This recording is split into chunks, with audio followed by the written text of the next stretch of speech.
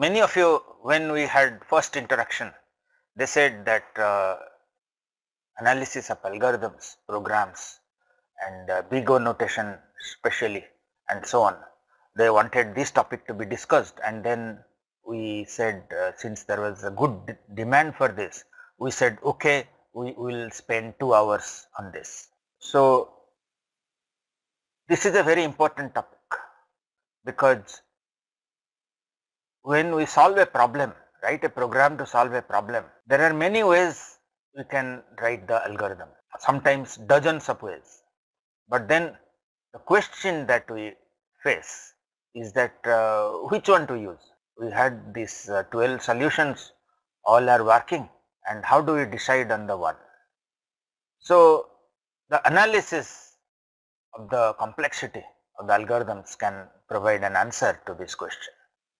So, anybody interested in programming, even at the first level programming, this is a very important question and we need to give some simple answers. So, let us see what do we analyze. Given a program or a algorithm, what do we analyze? We want to analyze the resource uses by the algorithm during execution, and especially there are two aspects of the program behavior that we are interested. One is time, the other is memory. Time is obviously important because long back programs used to run offline and then time was not important, but now any application you name is interactive and the user is waiting there, use this, I mean, to interact and get it complete. So, if it is taking time and the user has to wait, he says that the program is not good. And besides that, there is this question of the CPU time, because there may be other programs running and CPU time is valuable, but then the most important thing is the user time. So, if the user is dissatisfied that he is getting a slow response, then it is not a good algorithm. We should try for a better algorithm. Space is also important, because how much RAM space, the memory space it takes, that is important and used to be very important when the RAM space was in terms of kilobytes. I think about 600 kilobytes was a big memory that time, and even 600 kilobyte is basically nothing compared to what we have in gigabytes. So, when we have the memory RAM space increased to such a large extent that we have gigabytes of main memory, space is now not so much of a concern, because even if you write a program which is space inefficient, it hardly makes a difference.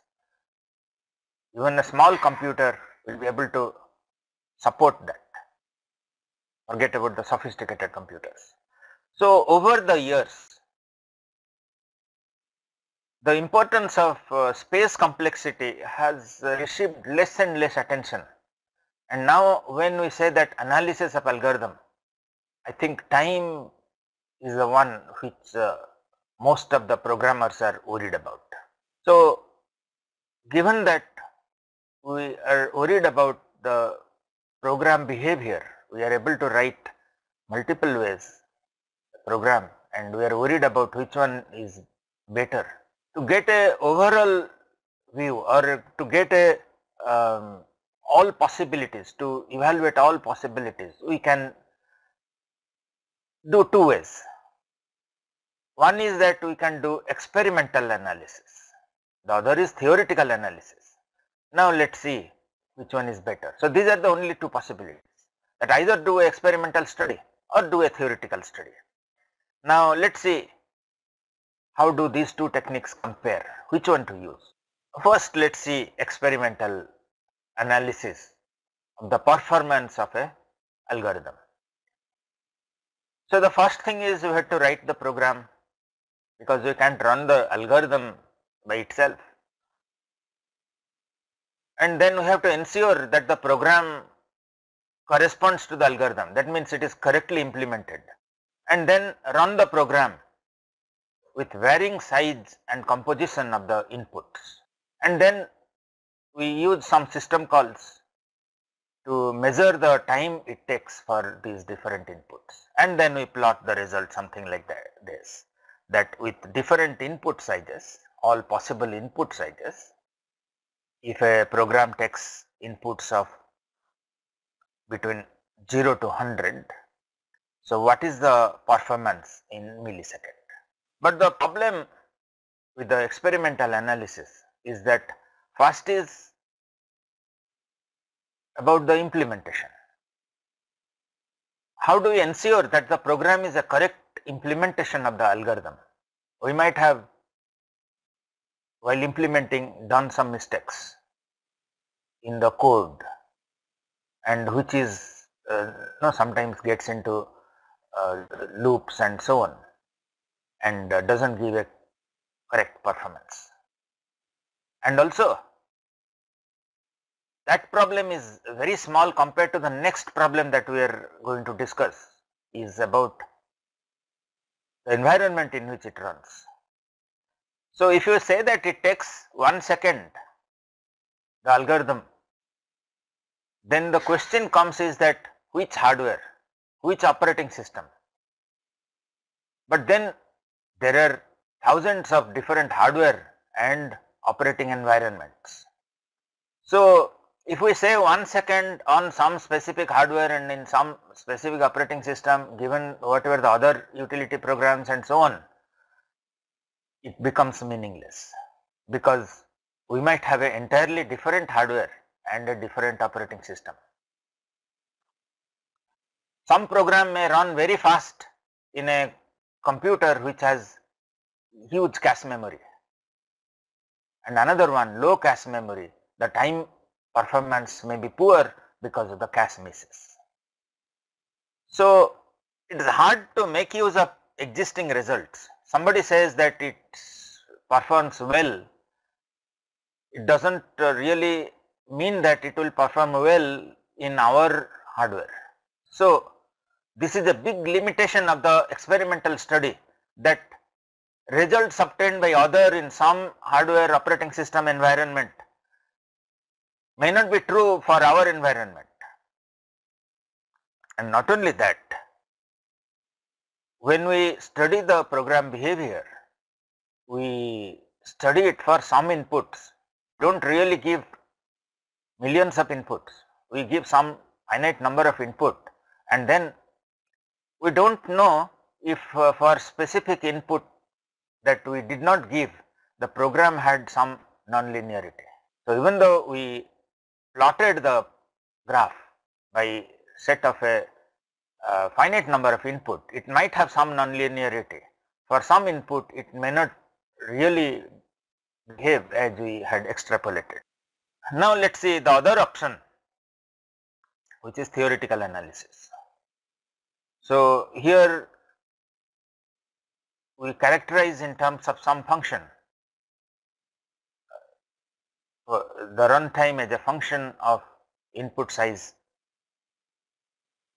and here, because it is a theoretical analysis, we consider all possible inputs. So one thing is that here time, we do not consider time. In experimental analysis we consider time in second, microsecond, etc. But here it is a theoretical analysis. We do not know the time, but then we analyze the performance in terms of the number of steps that a program takes to execute, and that makes it really helpful, because it becomes independent of the hardware software environment. So the result somebody obtained, we can clearly relate to our situation, because we have abstracted out the hardware and software aspects. So one thing is that if we have runtime and then the for different inputs, then we have three measures basically. One is what is the best case, what is the average case, and what is the worst case. So we can plot it like this, that best case takes less time, average case, and then the worst case. And in our discussions, we will mostly concentrate on the worst case behavior. I think this idea we will elaborate some more, that why we do the worst case behavior analysis later, a little later, but then much of our discussion is on the worst case analysis. The main reason is that it is an important concern for most applications, that what is the worst case time it will take. Is it better than another one which takes less worst case number of steps? And also another motivation for using worst case analysis is that it is easier to analyze compared to average and average case, and many times we don't even have any solution for the average case. We'll see that it's very hard.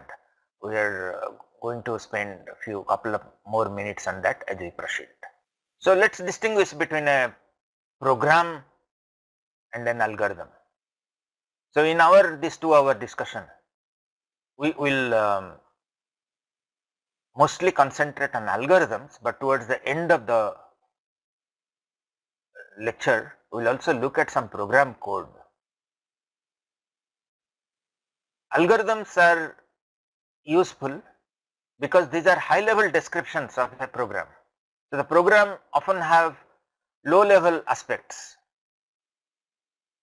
So we use a pseudocode, something like this, to represent an algorithm, and it's a structured one, and the program gets into low level aspects and so on, file IO, organization, the data inside the memory, and so on. And we use some simple notation which is independent of the programming language in many of our examples, something like this, that the variable current max gets a 0th element of the array, and then for I is equal to 1 to n minus 1, do ai greater than current max, then current max gets ai and return current max. So that is for finding the maximum element of the array. And in all our discussion, we have a RAM model. We assume that the memory cells are numbered, and accessing any memory cell takes constant amount of time. So we don't really bother about cache miss, page faults, etc., etc. So we have a simple RAM model where we just assume that accessing any memory cell takes unit time.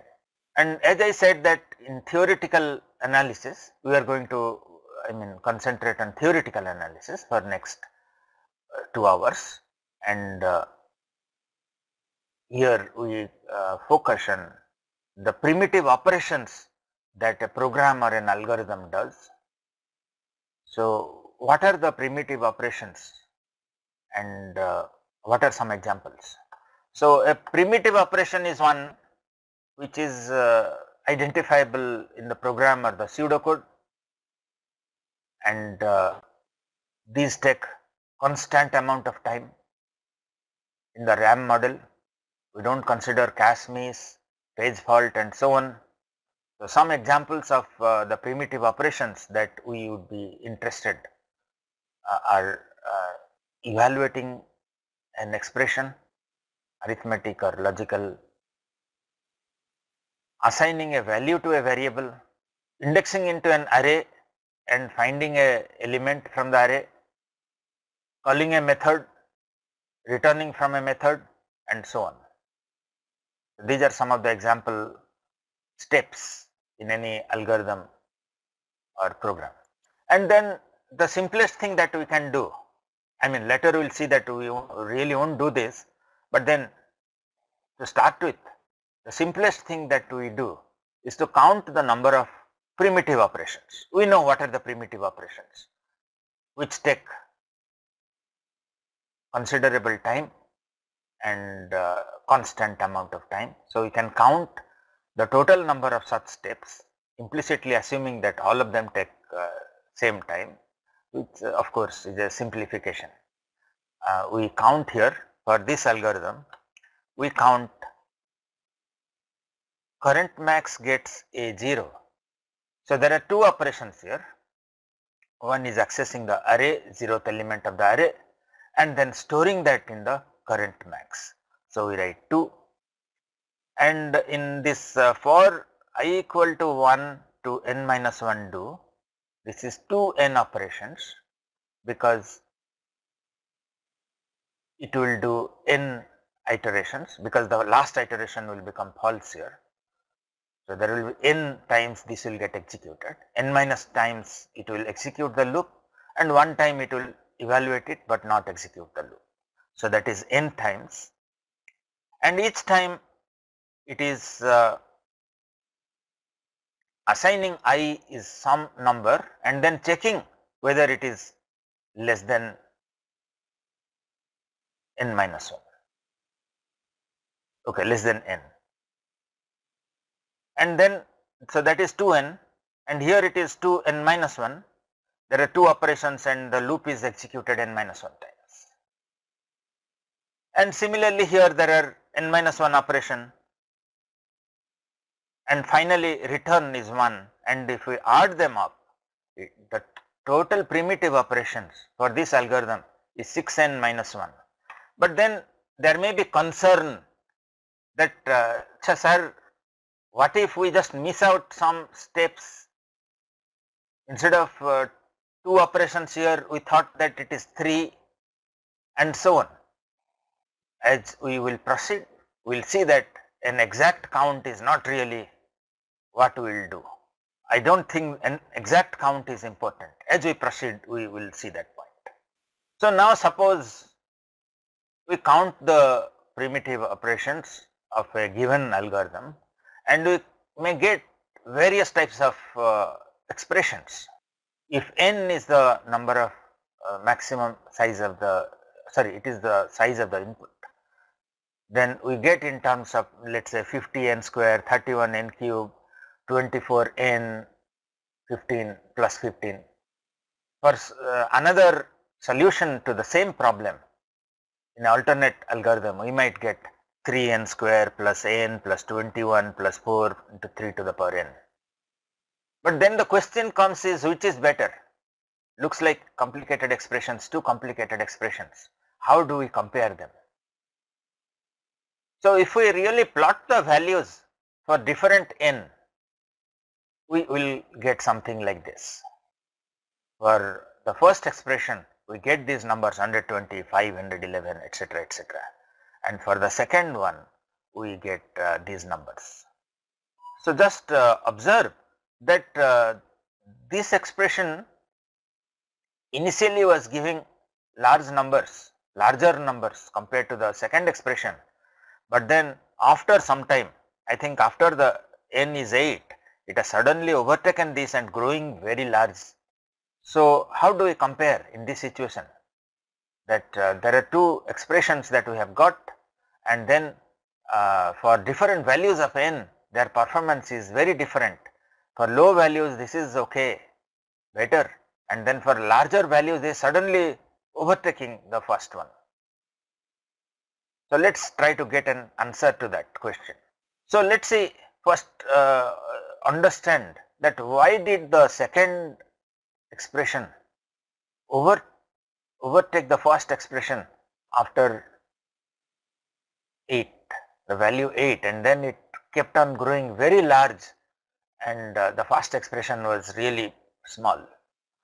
So, if we look at it, analyze the terms and find the contribution of the individual terms here in this expression, then we find that there is this term, the n 4 into 3 to the power n, which is the one which is suddenly becoming large.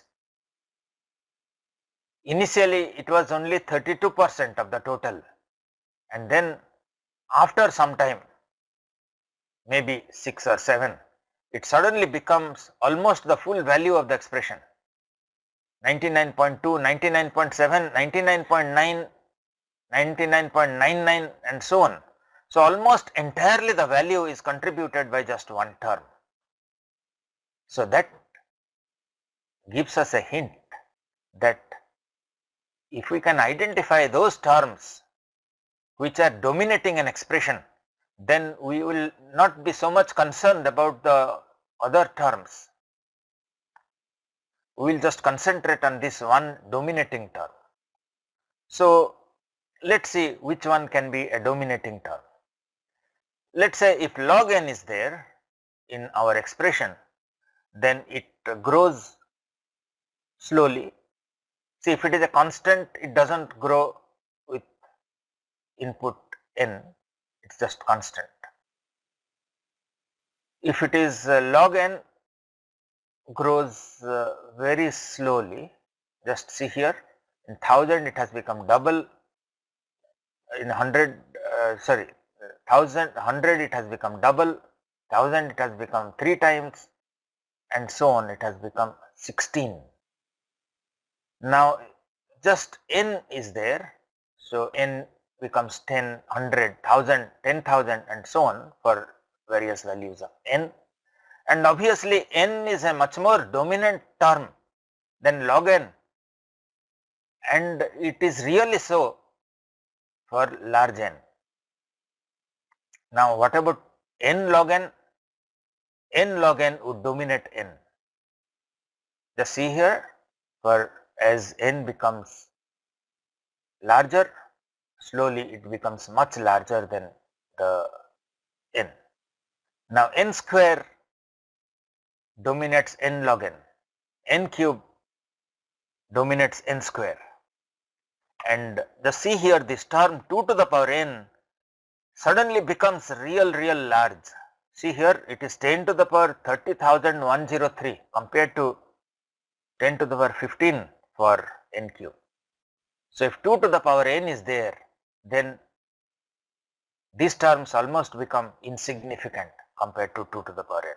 So if we plot them, n log n grows very slowly, constant of course here, if it is just constant it is here, and it is log n, it is n, n log n, n square, n cube, and 2 to the power n is the one which is growing real fast. So we will not really do an exact step count because that is error prone. Even with all our care, we might get missed terms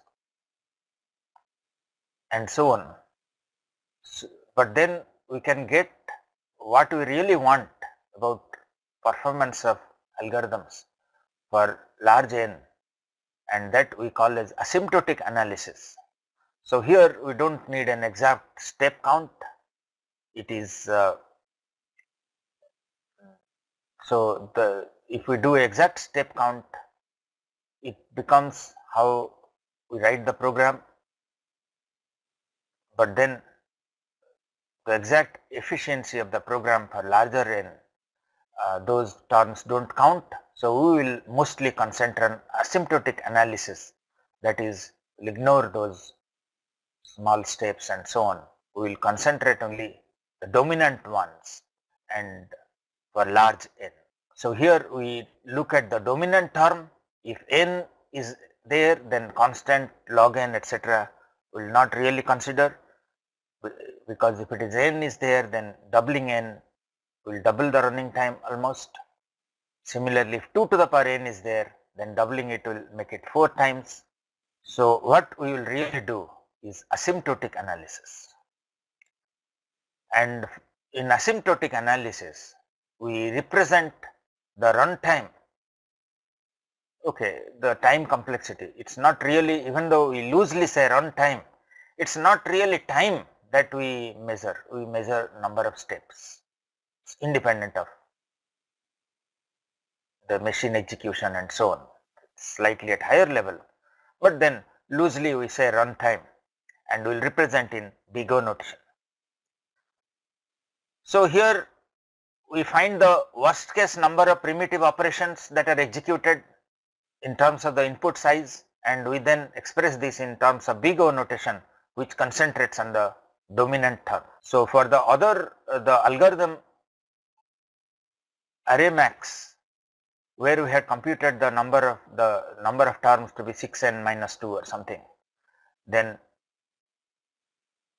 we will say that it runs O(n) time, because n is the dominant term. We ignore all these smaller terms and constant multiplication and so on. So, if we find that it is O(n), then it is the linear growth rate, and as we increase the input size, it takes linearly more time, and it becomes useful to us because it gives the trend in which the program will behave irrespective of the hardware and software we use. If it takes 1 second for some input on a machine, then it is likely to take 2 seconds on the same machine when we double the input. Now, let us concentrate on the order of growth of different functions. Since we are considering asymptotic analysis, we are concentrating on the worst case behavior and also the large values of n. So, if a term represents faster growth, then even though initially it starts with low value, but in no time it will overtake another function, another term which has a lower growth. So, if this is 3n plus 8 and this is n square plus 1, initially to start with it is just 1, n is 0 is 1, whereas this is n is 0 is 8, but then in no time n square plus 1 will overcome 30n plus 8. So, now let us come to the question, in the asymptotic analysis what do you analyze, given that asymptotic analysis is the worst case behavior of a program for large n. So, one is of course the worst case analysis. So, this is the maximum amount of time or the number of steps that the algorithm will require to solve a problem of size n for large n. It gives a bound, like what is the worst behavior of the program, and then this is the one which we will spend most of our time today in analyzing. The best case analysis normally will not do, because it does not help us in any way. If a program once in a while takes 1 second, but it takes let us say 2 hours in other time, our concern is on 2 hours. If it takes 1 second once in a while, we do not bother if it takes once in a while 1 second. So, the best case analysis is not a very useful result, it does not indicate much about the algorithm. The average case analysis, yes, it indicates that how on the average it will perform, but then it is very hard to determine. And also for many algorithms, we will see that there is no solution to the average case behavior. The main problem that we face is that what are the distribution of the input when it is actually used. We give possible values of the input, but what exactly the user will normally give. So, and also given even if we give the distribution of the probabilities, but for many situations we will see that it becomes hard to come up with the average case analysis, and also it is not as useful as the worst case analysis, because worst case analysis tells that how bad an algorithm will perform in some situations. So, now to do the asymptotic analysis, we will use 3 notations. The big O notation, the omega notation and the big theta notation, big O, big omega and big theta notation. And these notations will tell us the complexity of an algorithm using some well known functions like n cube, log n log n and so on. So, first let us look at the big O notation. So, if we say an algorithm Fn is OGN if and only if. So, OGN, Gn is a familiar function that we want to express our algorithm. We say that Fn is equal to OGN if there exist two constants C and N naught. So, these are the two behavior of the two functions. So, Fn is the function that we are interested to find the complexity, and then we will say that it is of the order of Gn if we find some N0 and some C. So, we multiply Gn by C, and then if Cgn dominates Fn or it upper bounds Fn, then we say that Fn is OGN, big OGN.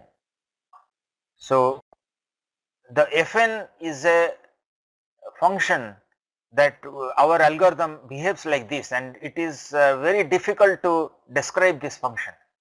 We want to give a description of the function such that it makes sense to everybody using some common functions, and just see this common function, it's nice here.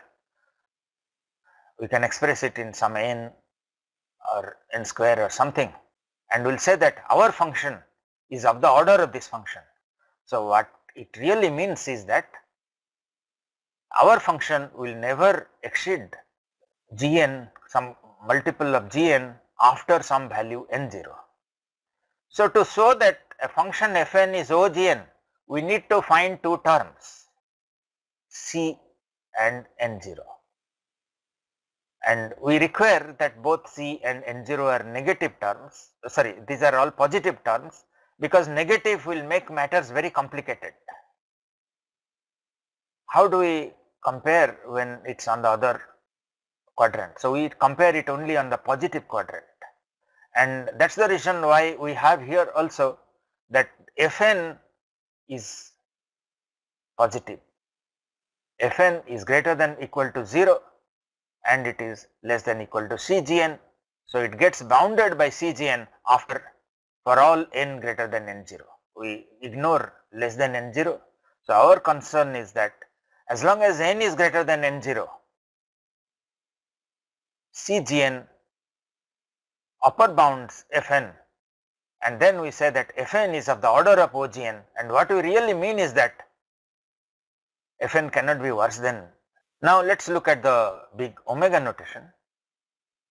So, we say the function Fn is omega Gn if we find some constant C and some n0 such that after n0, for n greater than n0, Cgn lower bounds the Fn. So, to show that a function is omega Gn, we need two things. One is some n0 after which, and we need a constant C, and then we say that after some n0, Cgn lower bounds Fn. So, Cgn is a nice function, and Fn is our algorithm behaves irregularly here, hard to describe this function. I mean, if we give expression, long expression becomes less intuitive. So, the meaning of omega Gn is that Fn is at most as bad as Gn, at most. So, it is better than Gn actually. So, it will perform at most as bad as Gn. So Gn lower bounds Fn. Now we consider both omega and the O notation, and then we give a closer bound to Fn. So that's the theta notation. So one thing to notice is that Gn is a upper bound, but it can be a very gross upper bound also. It need not be a close upper bound, it can be somewhere here also. Still we say that Fn is OGn, and here it can be much lower here. So Fn, so Gn performs better than Fn. So Fn can at most perform as good as Gn, whereas theta is a close bound here. We say that it is lower bounded by Gn and C1 Gn and upper bounded by C2 Gn.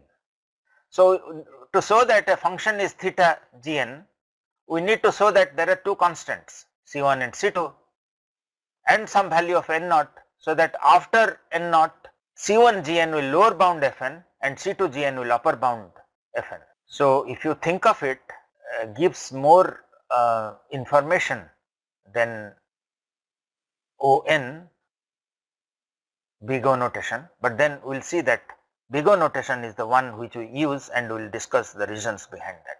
So let us see some aspects of the big O notation. And now let us say we had got this expression for our step count as 30n plus 8. Now we want to show that it is On. So what do we have to do? We have to find two constants C and n0, C and k, so that after k, for all n greater than k, we have 30n plus 8 is less than Cn, so C times n. So we need to find these two constants C and k. Now one way, I mean to start with, we'll do better than that, but now to start with, we take, by looking at this expression, that this is 30n and this is 8, so we take C is equal to 31n, and then we say that k is equal to 8, and then we say that after k equal to 8, 30n will perform better than 30n, 31n will perform better than, I mean it will dominate 30n plus 8. So 31n, so C is 31, 31n will dominate 30n plus 8, and which is true. So we have found two values, C is 31, k is equal to 8, and therefore it shows, it proves that 30n plus 8 is On. Now how do we show n square plus 1 is On square? So again we need to find two terms C and k. Right now we are just guessing values and C and k values and finding. We will give a more systematic approach to how to find C and k. So now we want to show that n square plus 1 is On square, and we need to give a proof. We cannot say that no, just ignore 1 and so on. So to give a proof, we need to have these two values, determine the C and k, so that after k n square we show that n square plus 1, and we find that C n square will be less than C n square. So first we are trying to do some simple proofs, and we are trying to do by hit and trial.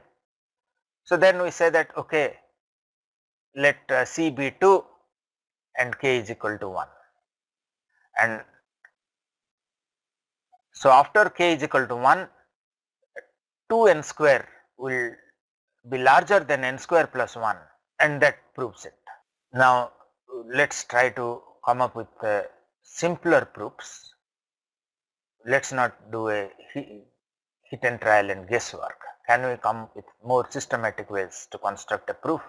Because the question is that we have got some complex expressions that give us the performance of the algorithm, and we want to express that in terms of some simple functions that is intuitively expresses the behavior of the algorithm.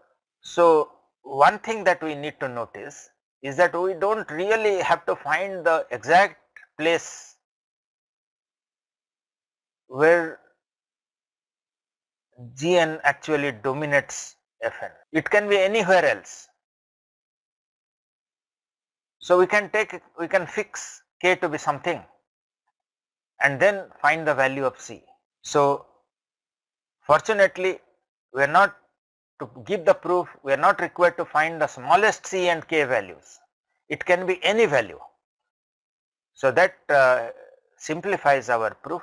Now let's see how we go about. So we will choose k equal to 1.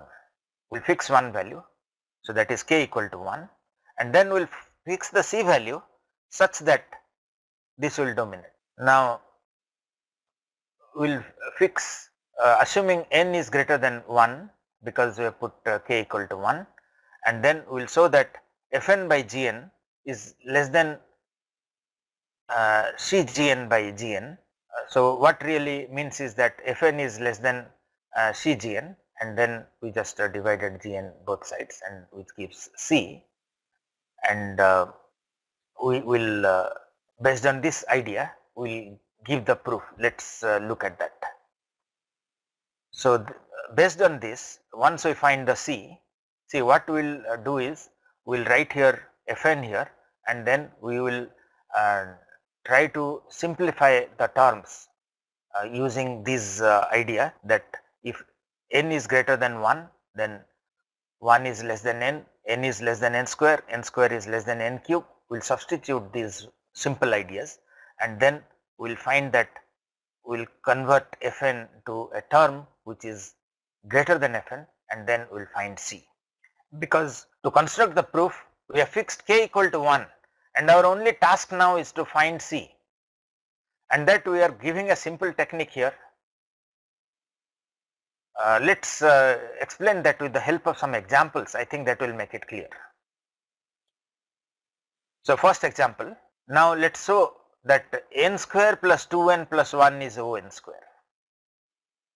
So we assume k equal to 1, and then we make Fn by Gn. We write this Fn by Gn is equal to n square plus 2n plus 1, and then we write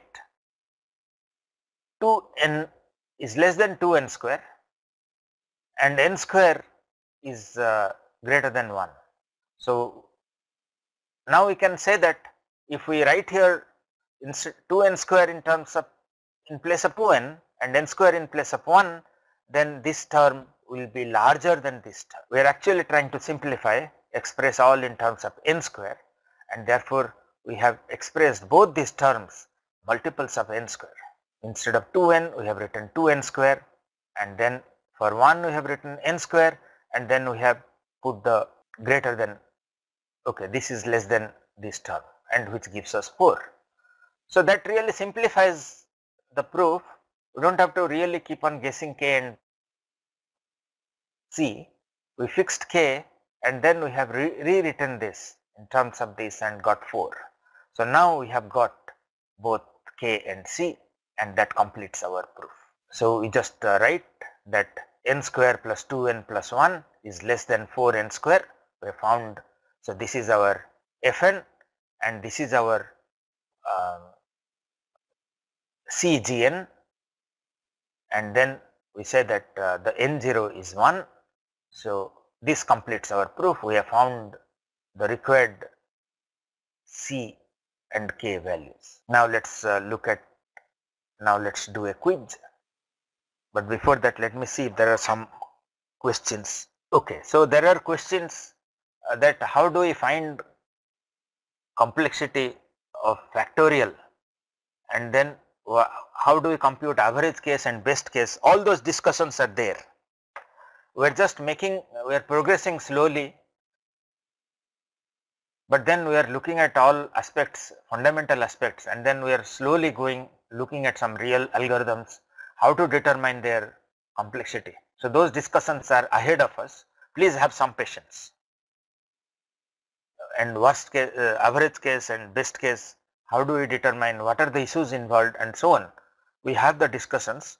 So now let's have a quiz.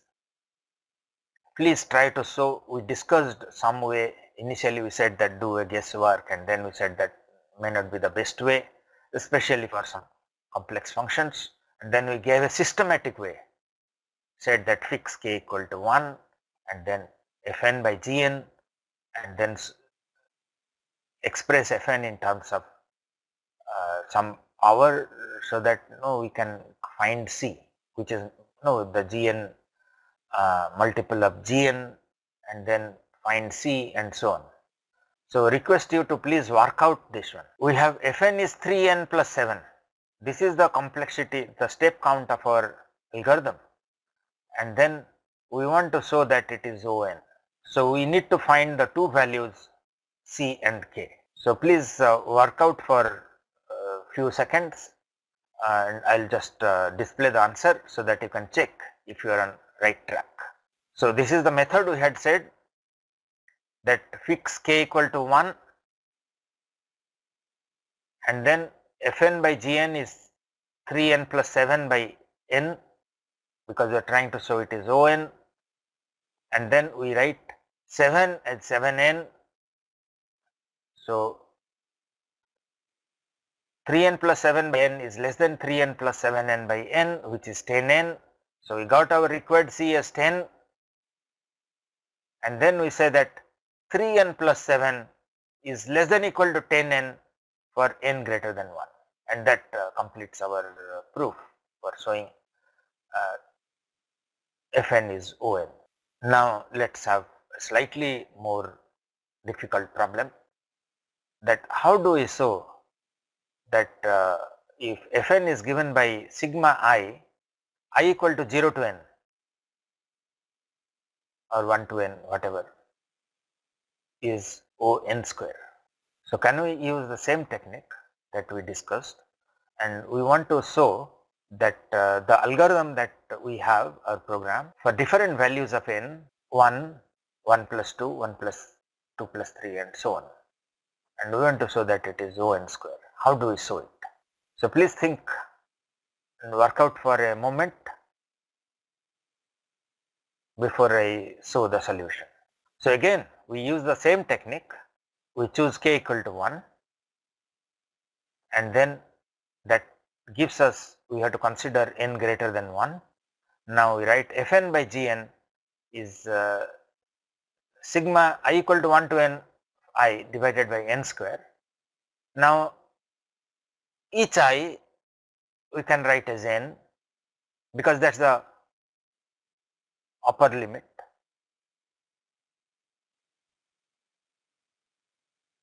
and then it becomes n plus n plus n times, which is n square. So, C becomes 1. So, then we can say that Fn is less than n square for n greater than 1.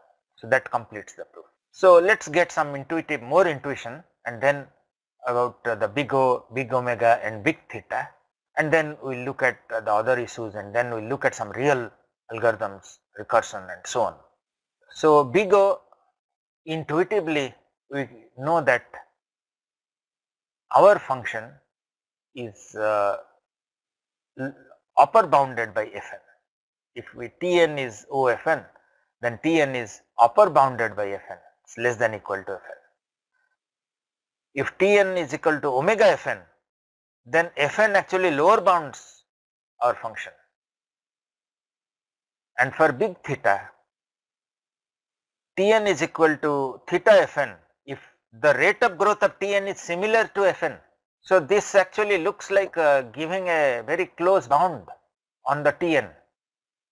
These are not really giving close bound, because it may be n, our function may be n plus 10, 3n plus 10, and this may be n to the power 7.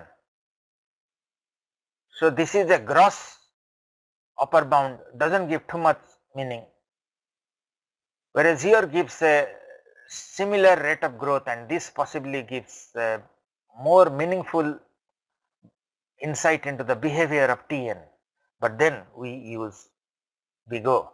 So, even there is a additional precision offered by big theta. Big O is commonly used, whereas big theta is the one which is used by those who do research in the algorithm analysis field. So that is the statement of Marquez. Now let us see what are the reasons. So we had seen that Fn is OGN, is Fn is asymptotically for large n, Fn is less than Gn, Gn upper bounds some constant multiplied by Gn upper bounds Fn. In big omega we say that Fn is greater than or equal to Gn, or Fn upper bounds Gn or Gn lower bounds Fn. Big theta, their rate of growth is asymptotically equal.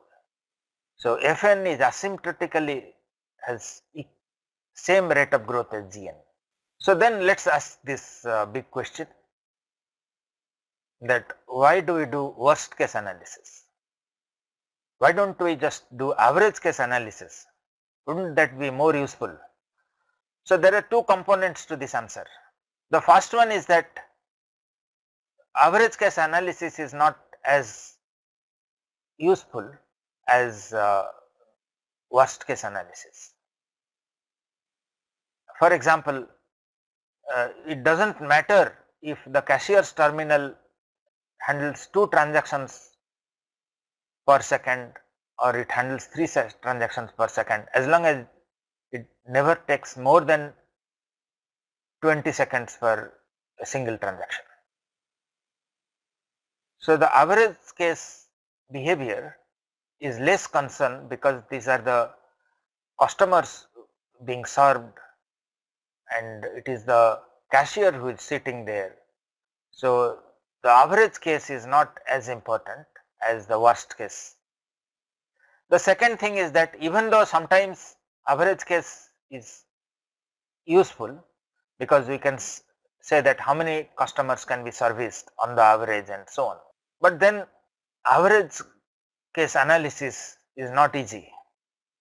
We will see that considering all possible input values and the exact distribution of the input values in real uses require sophisticated mathematics. It will become much more complex than the worst case analysis. And then not only that, for most of the common algorithms, we can't even find the average case analysis even if we use sophisticated mathematics and so on. So hard to find average case analysis. That is another reason, and the other reason is that worst case analysis gives much more information which is useful to find the behavior of a program. Now these are some of the common GNs. We said that we will express an algorithm in terms of some common functions. So these are some of the common functions in terms of which we will express the behavior of an algorithm. One is constant time it takes, then slightly worse is the logarithmic time, log n, linear time, okay, square root of n, root n, then linear time, then n log n. We do not have a simple name here, n log n, n root n, n square which is quadratic, cubic, polynomial, exponential, and the worst is factorial type. It takes n factorial is the complexity for algorithm. It really grows very fast, much faster than even the exponential. Just to give an indication that if we assume that the input value can be 100,000 and the processor speed is 1 million operations per second, then if the performance is given by log n, then it will take a millisecond, nearly a millisecond or 10 milliseconds I think. And if it is root n, it takes 100 milliseconds. If it is n, it takes 0.1 second, n log n 1.2 second, n root n 31.6 second, n square is 2.8 hours, n cube is 31 years, and then 2 to the power n is 100 years. So that gives some idea about what really these functions can show up in the performance of the algorithm. So most of the time we will use these terms: constant, logarithmic, linear, n log n, n square, n cube and 2 to the power n. And here constant factors, lower order terms, etc., they do not matter, we are just considering the dominant term. Intuitively that is what we are doing, but then we can also construct a proof that. So now let us find out 10 square n plus 10 to the power 5, it is a linear function because this is the dominant term. Similarly 10 to the power 5 n square plus 10 to the power 8 n, here the dominant term is n square, so the asymptotic complexity is O n square, and also we can construct the proof. So now let us see how do we make use of these notions of Fn and Gn. So if Fn is OGn, then we can say that Gn grows more. So if Gn is OFn, then Gn does not grow more than Fn, because Fn is the upper bound of Gn. And if Fn is OGn, then we cannot say that Fn grows more, because Fn is the lower bound, whereas if Gn is OFn, then Fn grows more than Gn. But can we say that if they have same growth, can we write Fn is OGn? Yes. Even if both have n, then we can write Fn is OGn. This is, let us say, 20n plus 3 and this is On. So even if they have same growth rate, we write Fn is OGn and also we write Gn is OFn. So these are the rules of the big O, determine big O. So if it is a polynomial of degree d, then drop all lower order terms and drop constant factors. So we do not say that the asymptotic complexity is 2n, we just say On. So we use the simplest expression in the class, class of the expressions. Instead of 3n plus 5, we just say On. Now let us keep one point in mind, that even though it is correct to say 3n square is On6 or 3n square is On7, it is correct, but then we should use the most tight bound. We should say 3n square plus 2 is On square. So just to understand why we need to do so, let us look at this question. Suppose somebody asks this question, that how much time does it take to reach Delhi from Chennai by train? And if you give the answer that it takes less than a year, you are obviously correct, but then it is not much useful to the person. If you say that it takes less than 25 hours or 30 hours or something, then he says that achha, whatever train I take, I will reach less than 30 hours. So that is useful for him. If you say less than a year, it is not so useful for him. Similarly, somebody asks you the question, how long does it take you to eat your breakfast? And you give the answer that it takes less than a day. So it is not much useful to him. If you say that okay, I take different times and different dates to eat my breakfast, but at most I take half an hour. So that is useful for him. Similar way, we should give the tight bound in the O notation, even though theoretically the definition that we give for O, big O, this is correct, that 3n square plus 2 is On to the power 6, On to the power 7 and so on, but then we must say On square. Now let us find for this, if our program has the complexity of 3n square plus 17, that is Fn, so what will be the On, what will be the omega n, and what will be the theta, what will be the omega O and theta functions, OGn, omega gn and theta gn. So the lower bound can be anything, we can say omega 1, omega n, but this is the tight bound.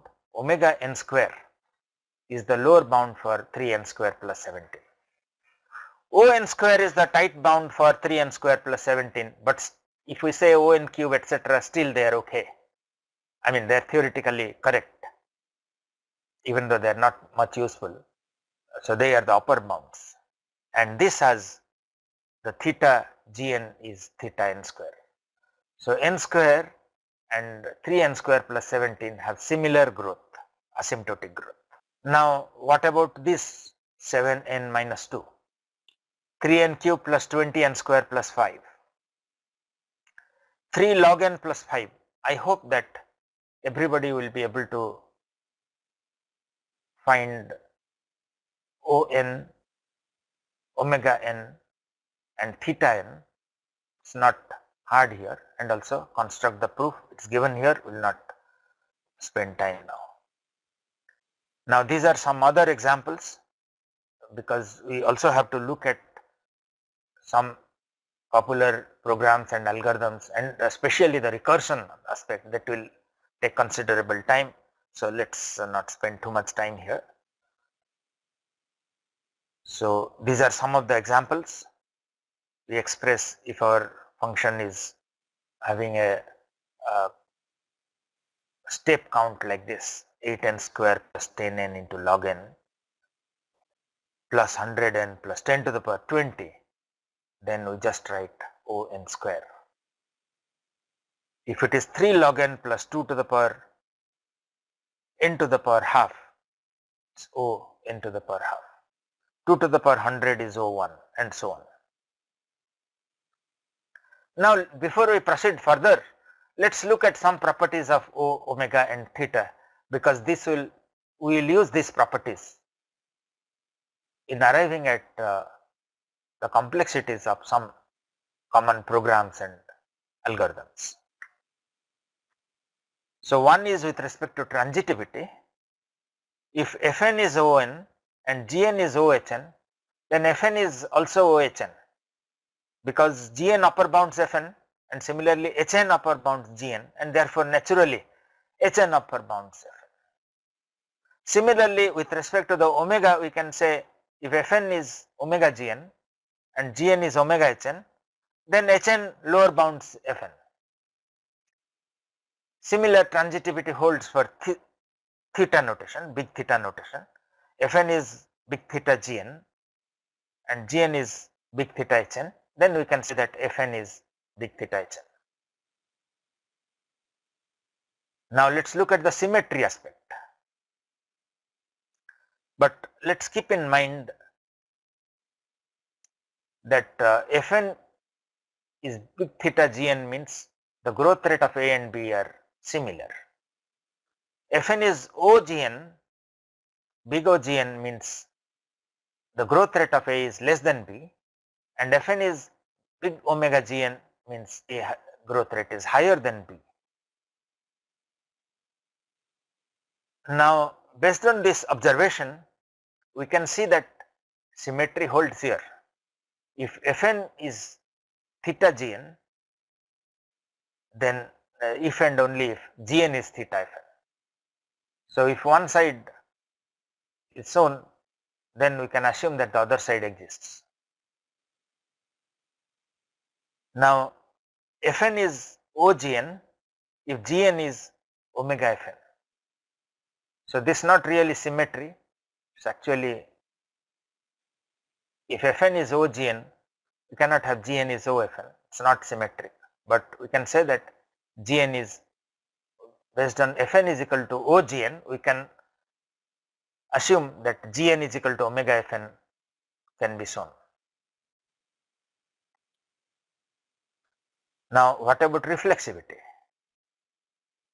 So again let us keep in mind that what does Ogn, omega Gn and theta Gn imply in terms of their growth rates. Then we can say that reflexivity holds, because we can write Fn is Ofn which is correct because we take C factor and we find factor C and K. Similarly omega, so it is symmetric, sorry, it is reflexive. Fn is OFn, Fn is omega Fn and Fn is theta Fn.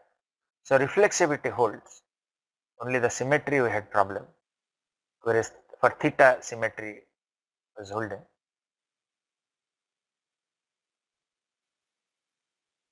Now a few other relations we can find out. If Fn is OGn and Gn is OFn, then we can say Fn is theta Gn. And similarly, if Fn is omega Gn and Gn is omega Fn, then also Fn is theta Gn.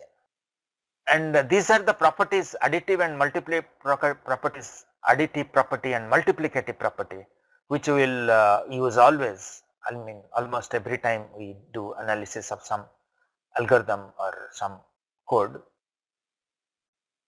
So here the additive property, if we have two functions En and Fn, then En plus Fn, the function En plus Fn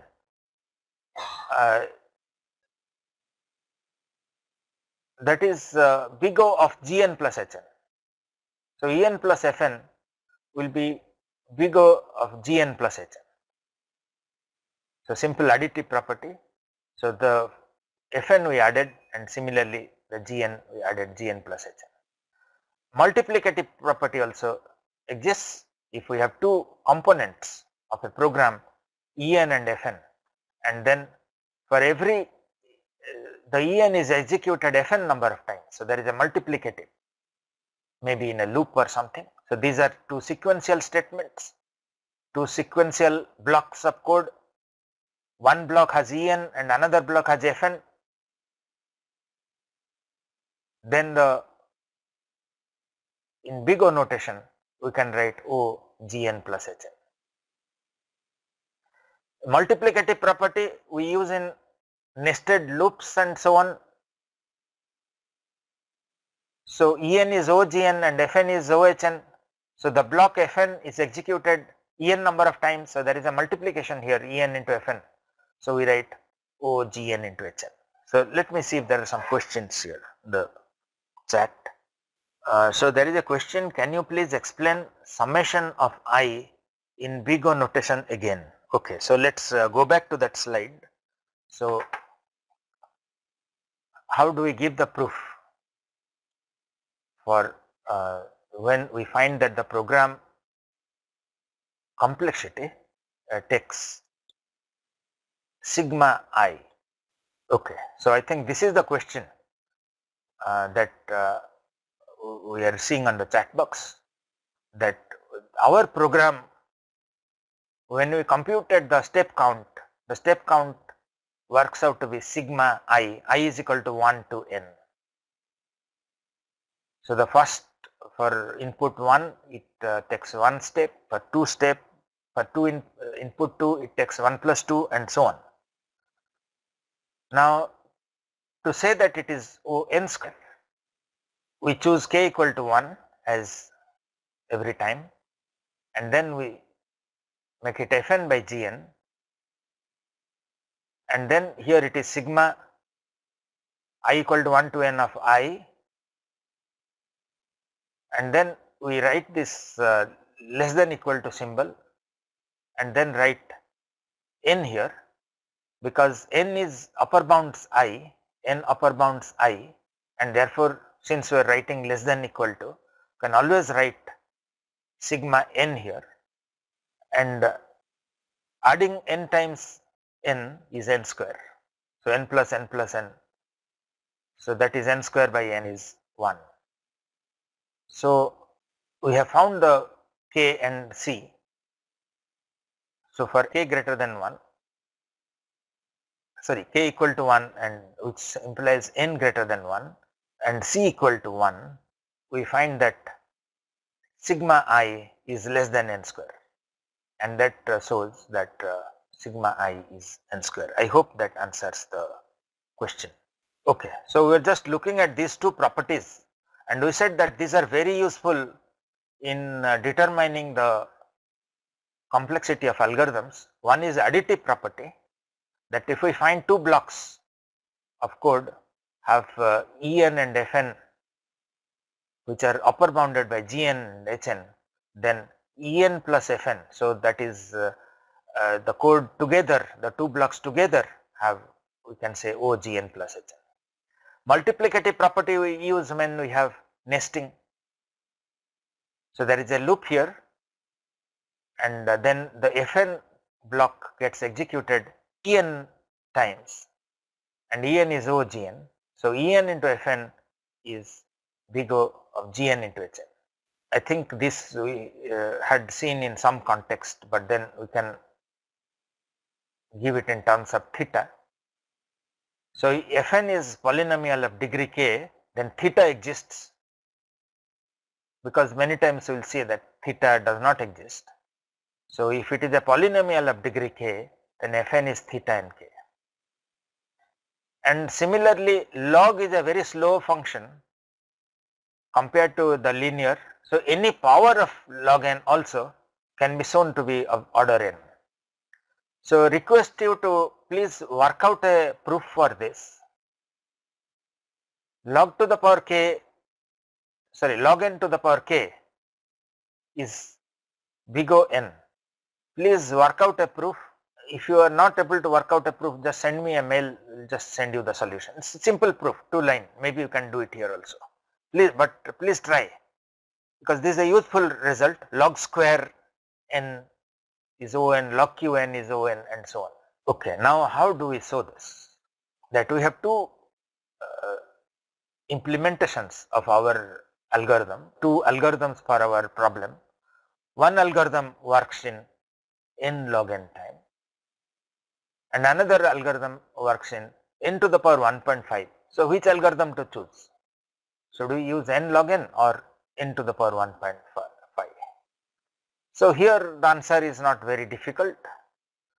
So we say that n 1.5 is n into 0.5, whereas it takes n into log n. So we compare log n and n to the power half, and we had find that log n is lower than n to the power half, and request you to please work out, because I have also told in the previous slide, I think, that please show that log n is less than n to the power half. So there is a scheme of solution here. It's a bit sketchy. Please work out. If you are not able to work out, just send me a mail. We'll be able to send you a very simple solution, 2-line solution. And if you wish, you can even discuss it here. But we have too many other things to discuss.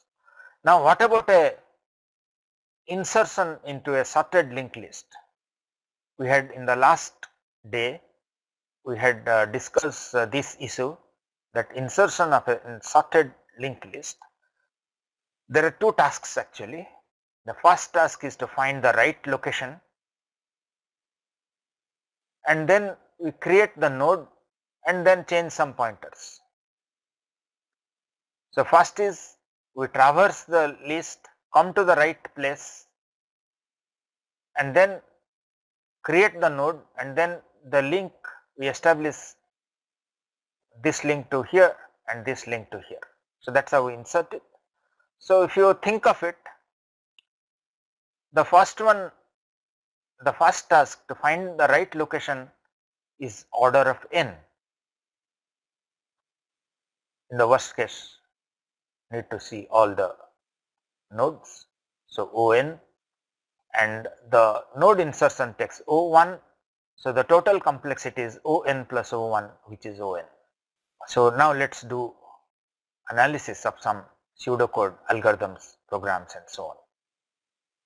So we find some rough value of the atomic activities or the steps, and then find in terms of asymptotic notation. So we can even use this approach, that if Tn and Gn are the functions, then we consider it for n tends to infinity. This approach sometimes is easier than the other approach we had given. So we use the L'Hospital's rule. and then we find the asymptotic value whether it is 0, C or infinity. If it is some constant, then we say that it is OGN. If it is infinity, we say it is omega GN. If it is C constant, then it also is theta GN. Now let's let's try to do some analysis. We'll later, first we are looking at for very small code segments. We'll extend this idea and we'll use it for some larger algorithms, programs and so on. So if we have a for loop here, and then we have three small statements here, three atomic statements, and we see that the program makes n iterations here in the worst case. So we write, okay, in the best case also it makes n iteration, in the worst case also n iterations, because it's a for loop. So always it makes n iterations. So the complexity is theta n. Now what if we have a loop, but then we have a break here? So here the ON notation, there is no change, it is ON, but then because of the break it may take a constant time, because maybe after 5 iterations it always breaks, the condition holds, it breaks, and the best case can be omega 1, okay, omega 4, because 3 atomic plus if statement. So the lower bound is omega 4, and we don't have a theta notation here, because only if ON and theta n are the same, then we have, sorry, omega n and ON are the same, then we have the theta n. OGN and omega GN are the GN is the same, then it's theta GN. But here they are different, the functions, this is a constant function, this is a linear function, and therefore we don't have a theta here. Now what about two loops in sequence? So we just use our rules that we discussed little while ago. We just add the two GNs here, 3n plus 5n. So this is theta n. Now what about nested loops? So we had seen that we just multiply the two GNs. So this is 2 plus 3n, and that is repeated n times. So it is theta n square. Now what about these two consecutive loops? One is having a nested loop and one is a single loop.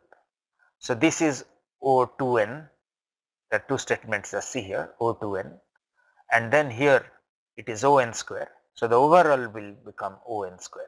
Now what about the complexity for if then else? But then in this if then else, in the if part there is one single statement, whereas in the else part there is a loop here. So what will be the complexity? So first is the if condition will be tested, which is O1, and then the worst case, the maximum of O1 and On, which is On, and therefore the complexity of this if statement with a loop on the else side will become On. Now a small quiz here. So can you give us a code for which the OFN, theta Fn and omega Fn, so all are same, OFN, omega Fn. So Fn is our algorithm. So give an algorithm for which the OFN, omega Fn and theta Fn all are the same. Okay, we'll just display the answer. So what is the complexity of this? That this is a function and then there is a for loop here. So it is always executing n times. So OFN will be On, omega Fn also will be On, because it is a for loop here. Each time it will execute only n times, and also it will be theta n. So OFN, omega Fn and theta Fn are all On. So now let us try to do some algorithms, and as we proceed now we will do more and more sophisticated algorithms. First let us do a simple algorithm, sequential search. So we have an array A which has n elements, and we are trying to see if there is a element x present there. So if the element is present, return true, otherwise return false.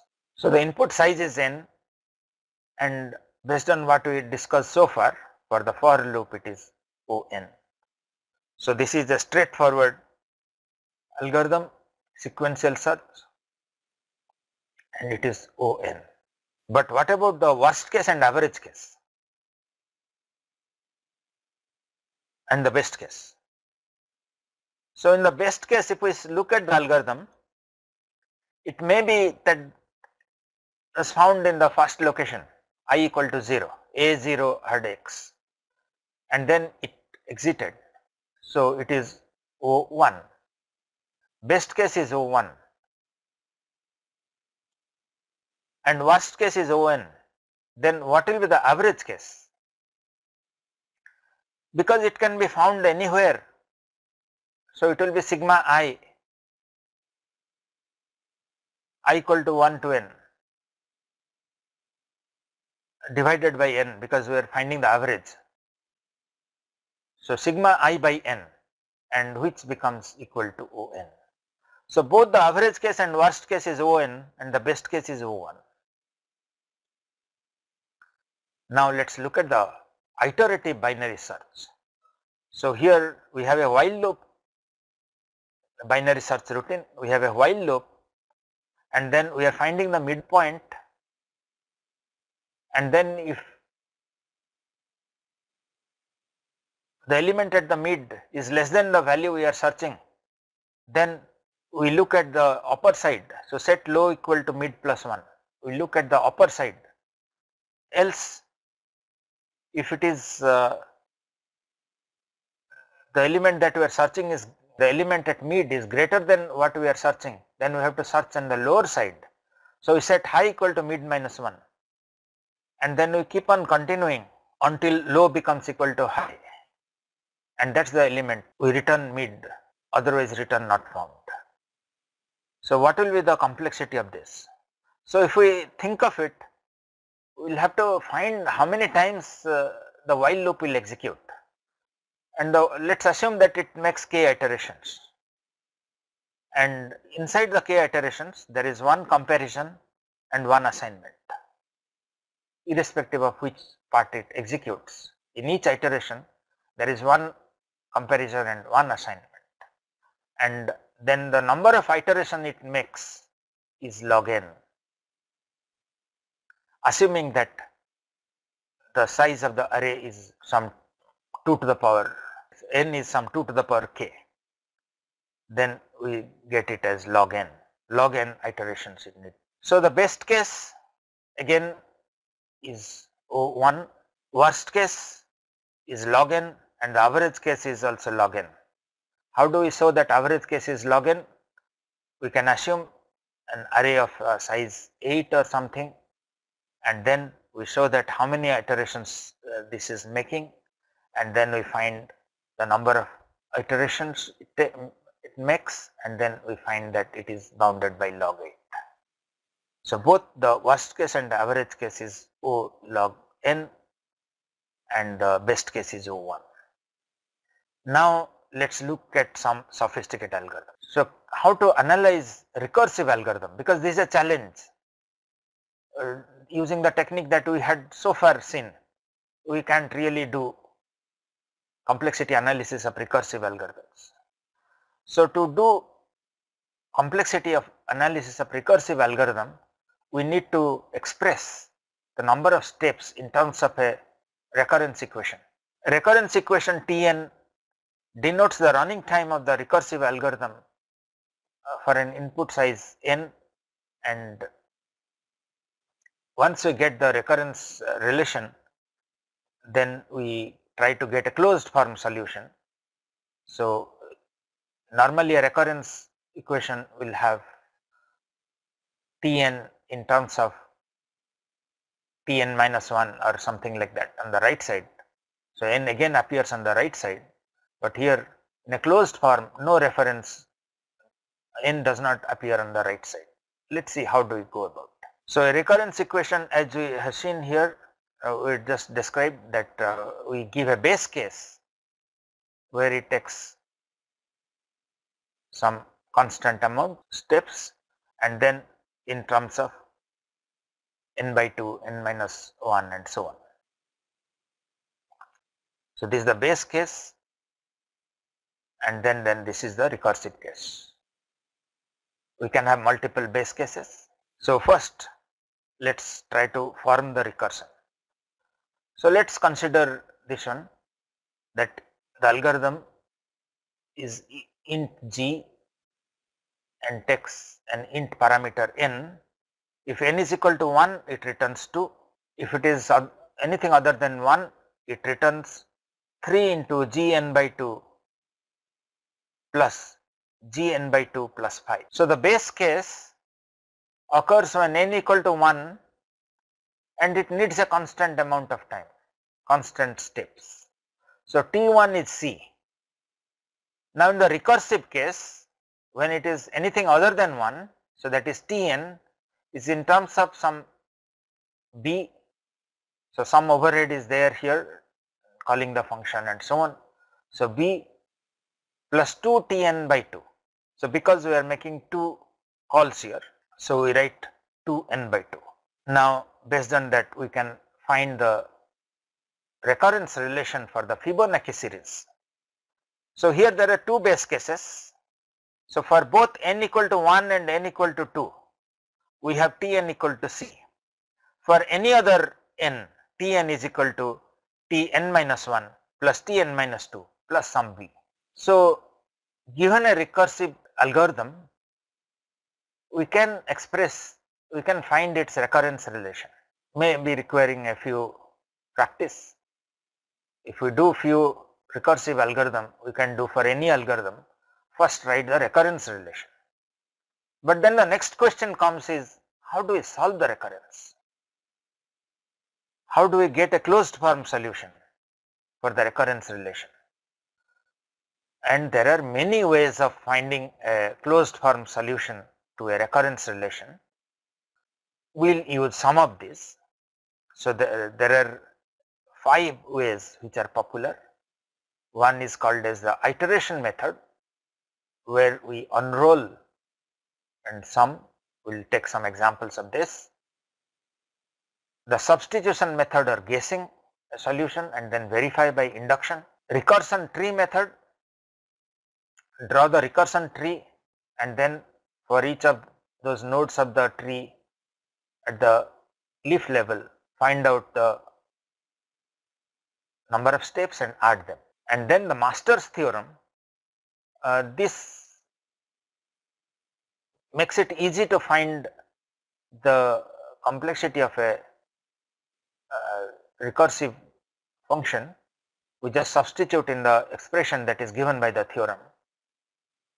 So we will solve a couple of examples using the master method, and then the generating functions and the characteristic equations, we will not really look at it, we will just concentrate on these ones. So while solving the recurrence relation using the iteration method, we will unroll the recurrence, we will expand the recurrence, and then we will find a pattern there, and then we will use some formula, for example arithmetic series, geometric series and so on. So first let us use the factorial, recursive factorial. I think the iterative factorial, I hope that everybody can do it. That is the simplest, one of the simplest algorithm, the iterative factorial. Please try, because I remember somebody had asked question about the factorial, but let us do the recursive factorial. So, the recursive factorial, we can write take say integer parameter, base case, if n equal to 0 then factorial is 1, otherwise it is n into factorial n minus 1. So, it is not hard to write the recurrence relation. T0 is constant C and Tn is some constant B plus Tn minus 1. So, first we will use the iterative method to find a closed form solution, and then we will use the latter for the same one, the master theorem. We will see that just by a single substitution in an expression we can find a closed form solution. So, here if we unroll, we find that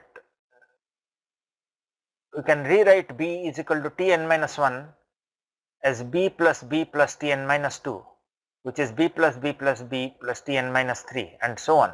So, if we add them all the n b's, the last term, once we have T n is equal to k, that is T0 is C. So, finally we can express this in terms of Tn equal to nb plus Tn minus n. So, which is equal to Bn plus T0, which is equal to On. So, recursive factorial, the complexity is On. Now, let us do the recursive binary search. So, in the recursive binary search, we have an array which is in sorted order, and then we have the low and high, and then the target or the element to search. So, if low is greater than high, return minus 1, not found. So, that is the base case. Otherwise, if low and high are different, okay, so low is less than high, then we find the mid, which is low plus high by 2, and if mid equal to target, then return mid. Otherwise, if it is less than target, then search on the upper side. So, mid plus 1 to high, otherwise search on the lower side of the array. So, that is low to mid minus 1. Now, how do we write the recurrence relation? That is the first step. So, T1 is constant because it will return from here. Okay, so it will take constant time, otherwise it will be looking at half each time, looking at half of it. So, Tn is Tn by 2 plus B, either the lower half or the upper half. Each time it is looking at examining only half of it. So, Tn is equal to Tn by 2 plus B. Now, how do we solve this recurrence? Of course, after a few minutes we will use the master theorem and we can just substitute there and find out. But let us do on the iterative method. So, we just unfold Tn is equal to Tn by 2 plus B. We can again write this as Tn by 2 square plus B plus B. So, which is Tn by 2 square, Tn by 2 cube plus 3B, and so on, and finally you will get n by 2 to the power k plus kb. Assuming that n is equal to 2 to the power k, this becomes T1, which is a constant. So, k, it's proportional to k, and k we find to be log n, and therefore the recursive binary search is log n by the iterative method, and the same one we will use the master theorem later. Now, let us look at the master theorem. The master theorem says that if we have a recurrence equation of this form, Tn is a monotonically increasing function and Tn is expressed as Atn by B plus Fn, and T1, the base case, is given as some constant, then both A, B, C have some positive value, then we can write Tn is equal to theta nd or ond if A is less than b to the power d. So, A is the multiplier here and b is the divisor on n, and it is d is Fn is dn. So, this Fn is theta n to the power d. Now, let us simplify this algorithm, because at this looks bit complicated. Let's take a simplified master theorem. So, to make sense of the master theorem, the A here multiplier on Tn by b, this is the number of sub problems that it splits, and this is the sub problem size. Does it make it very small problems, so it will rapidly solve, or does it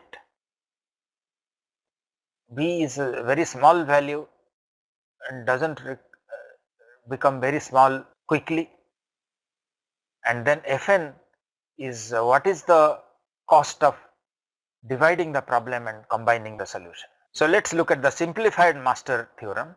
So, we assume that Fn is given by some k n to the power c.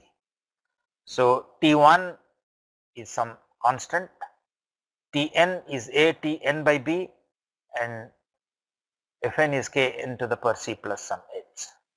So, here the solution is given by this expression.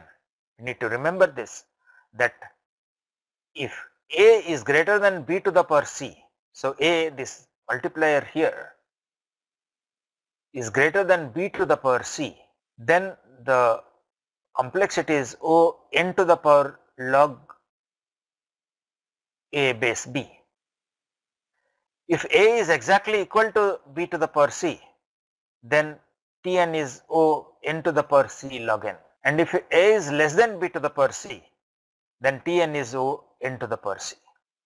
So, these are the three cases we form based on whether the A, the multiplier here, and the reduction in the sub problem, that is b, and this is the cost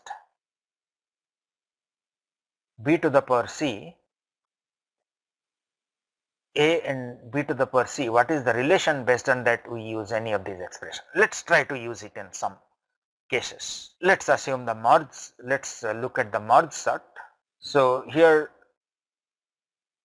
if high greater than low, then merge sort low to the mid, else merge sort mid to high, and then merge, finally is the merge step.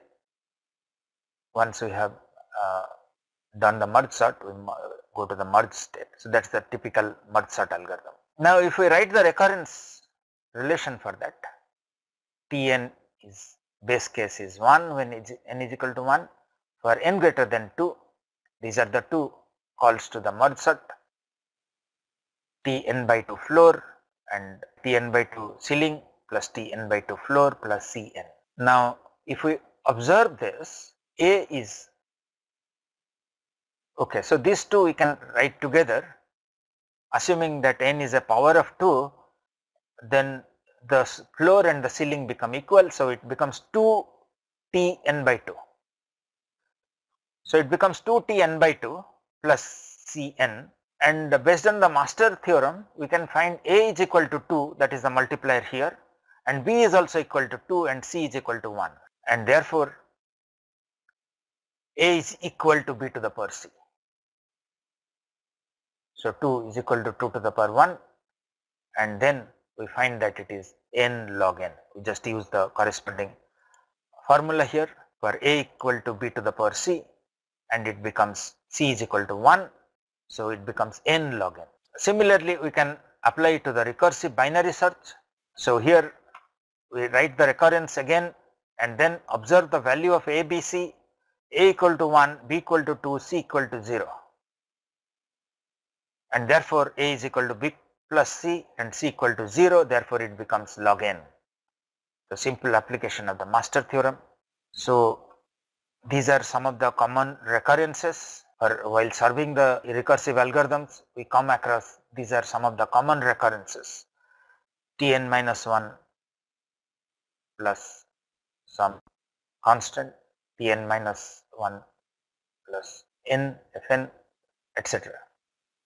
So the solutions are given as On, n square, log n, etc. Maybe it will help if we know this beforehand, before solving. Large number of recursive routines exist, can try to solve them, and these are some examples of the basic complexity. If we are given a log n and say that what is the algorithm that will have log n, so here one where we have 1/3 the problem size, each time linear. One example algorithm is scanning a list, n log n, divide, conquer like merge sort, n square selection sort, n cube, what can be an n cube algorithm, matrix multiplication, 2 to the power n, all subsets of an n element set, n factorial is permutations of an n element set. So far we looked at the performance analysis of programs, algorithms, said that there are two main ways that can be used: mathematical analysis, experimental analysis. They said that main advantage of mathematical analysis is machine and input independence, therefore any result is easy to interpret in any other situation. But the main problem is that average case analysis is hard. On the experimental analysis, we said that even very complex programs we can do the analysis. It may be hard to use the mathematical method, but then the disadvantage, big disadvantage, is that it becomes machine and input dependence. So let's see if you have any questions. We are almost nearing the end of time. Please write on chat box if there are any questions. Let me look at the questions. Okay, so there is a question on, can you please explain the big O notation again? Actually, let's look at the big O. We'll definitely revisit that. That's one question. But the other one, that please revisit the big O notation. Okay. So, but then to the big O notation, we had already seen it. The basic definition of a big O notation, that we say that Fn is upper bounded by Gn, then we say that Fn is OGn. Okay, let me just go back to that slide. So the basic definition, we need to remember that, and the proof, I said that we need to find two constants k and c. If we can find a k and c for which is so that for n greater than k, Gn upper bounds Fn, then we have the big O notation, then we have the required proof. So let me go to the slide that is being asked, the basic definition of the big O. So big O, it says that Fn is big O Gn only if there is some n naught or k after which some constant multiple of Gn upper bounds Fn. So Fn can be the growth rate, the time consumption for Fn can be at most as bad as Gn. So if we say that Gn is n square, then Fn can be at most as bad as Gn. So to show that, we have to find the constant c and the n naught here, such that for all values n after n naught, Cgn will upper bound Fn, and Fn can be any irregular curve here, because Fn is given in terms of a set of expressions, and here we are trying to express using big O a simple Gn which will give an understanding of the characteristic of the complexity of our algorithm. Okay, let's see if there are any other questions. So there is one question, why current max equal to A0 needs two operations. See, there are two operations in current max is equal to A0 because array accessing the array element, computing the index and accessing the array element is one operation, and another operation is updating the current value, storing that value in the current. And just running out of time, we have been already asked to stop. We are getting over our time, and thank you very much. If you have any questions, further questions here, you can send me an email. I think my email is there on the course page. You can find it on the Google also. Please send me a mail if you have any difficulty on any of these slides that we discussed, or any specific problem that you are trying to solve and unable to solve. Just send me a mail, we will try to provide the answer. Thank you very much.